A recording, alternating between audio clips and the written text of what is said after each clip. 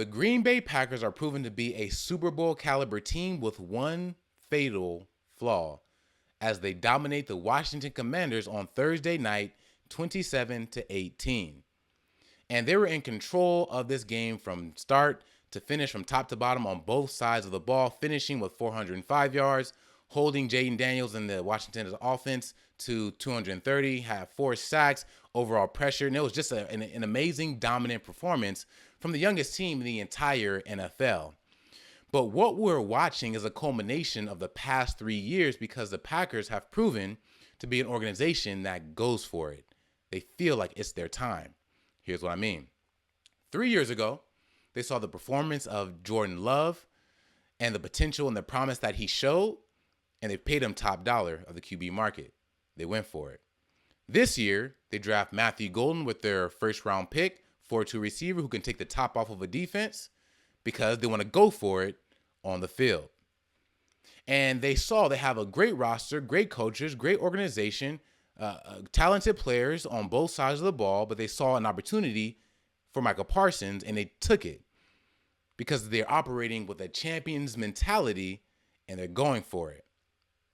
And speaking of Micah Parsons, you saw his impact at the beginning, middle, and end of the entire game. Now, he only finished with a half sack, but his impact goes far deeper than the stats would suggest.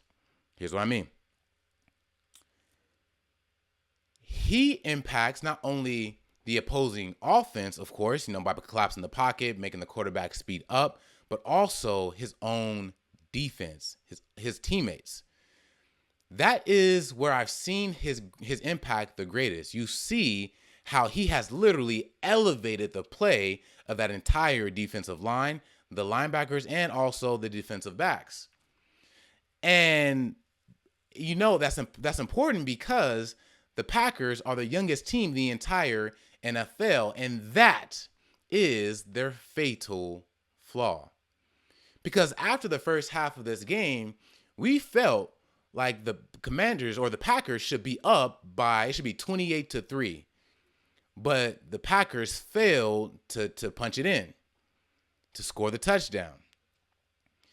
But that comes with the youth. And you also had 10 penalties for 77 yards.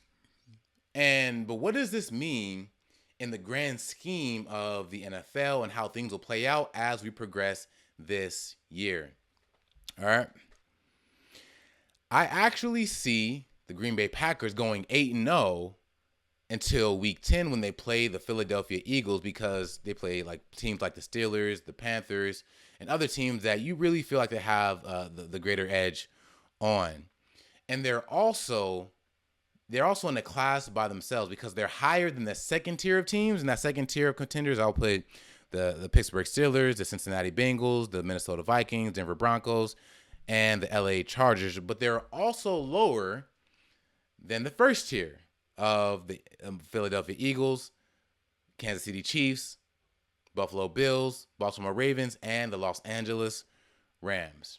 But they're trending in the right direction because they know it's their time. And when you know it's your time, you go all in.